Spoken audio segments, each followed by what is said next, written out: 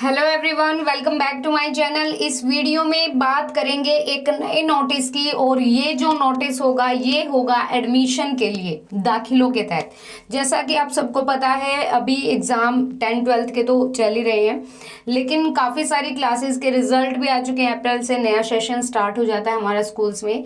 तो भाई private schools में जो 134A के तहत या फिर कोई रिजर्व शीट के तहत जो दाखिला होता है उसके तहत नोटिस के बारे में बात करेंगे। डायरेक्टरेट एलिमेंट्री एजुकेशन मौलिक शिक्षा निदेशालय की तरफ से ये लेटर है। यहाँ पे सब्जेक्ट डाला गया है निशुल्क व अनिवार्य बाल शिक्षा का अधिकार, जिसे कहते हैं राइट टू एजुकेशन, शिक्षा का मौलिक अधिकार।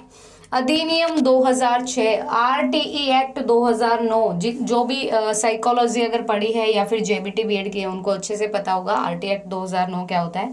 सेक्शन 12(1)(c) के प्रावधान के अनुसार शैक्षणिक वर्ष 2022-23 में मान्यता प्राप्त प्राइवेट स्कूलों में दाखिला करने के बारे में।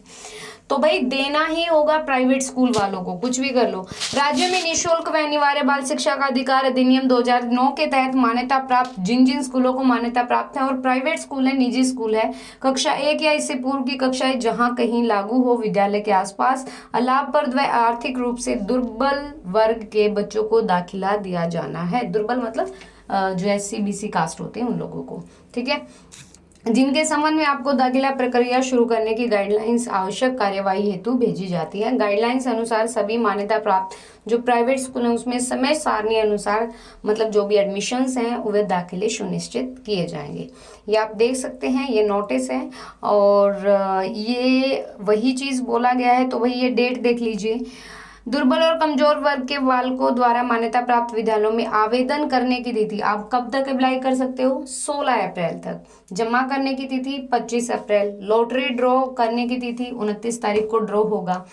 बालकों के दाखिले की अंतिम तिथि 5 मई है। बालकों द्वारा दाखिला न लेने पर जो रिजर्व और खाली शीट बच जाएगी उसमें वेटिंग लिस्ट से बच्चों को दाखिला करने की तिथि 10 मई से 14 मई। 5 मई तक सबके हो जाएंगे। जो भी फॉर्म डालेगा, फॉर्म भरेगा कि भाई मेरे को ये 3 स्कूलों में ही दाखिला लेना है, प्रेफरेंस डालेंगे।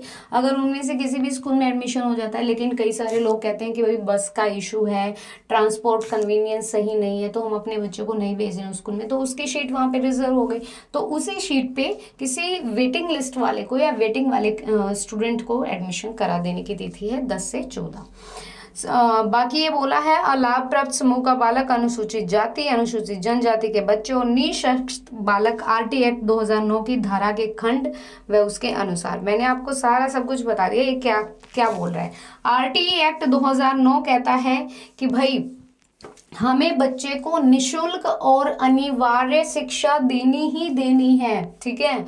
जो मतलब 8th तक की जो एजुकेशन होती है हमारी, वो हमें देनी ही देनी है बच्चे को, चाहे फिर वो सरकारी स्कूल में हो चाहे फिर वो प्राइवेट स्कूल में हो। अलाभप्रद समूह के बालकों के अभिभावकों के लिए आय प्रमाण पत्र की आवश्यकता नहीं है, ठीक है। आपका इनकम सर्टिफिकेट नहीं लगेगा। आर्थिक रूप से जो दुर्बल वर्ग के अभिभावकों का आय प्रमाण पत्र पिछले वर्ष का या नवीनतम होना चाहिए, ठीक है।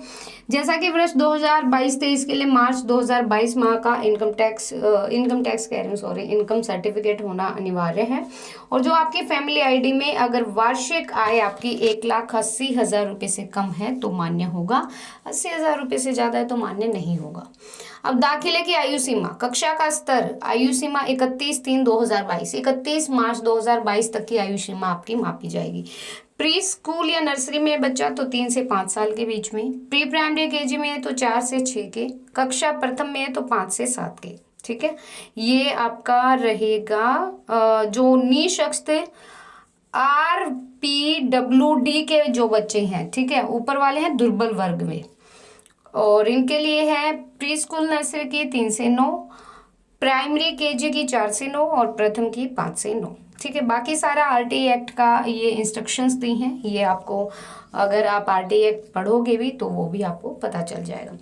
सो ये एक नोटिस था, ये मतलब जो एडमिशन होंगे उनके तहत। आई होप सो कि आपको वीडियो अच्छा लगे तो प्लीज़ लाइक और शेयर कर दिया कीजिए वीडियो को, और चैनल को सब्सक्राइब भी कर दीजिए करिए। Thank you so much.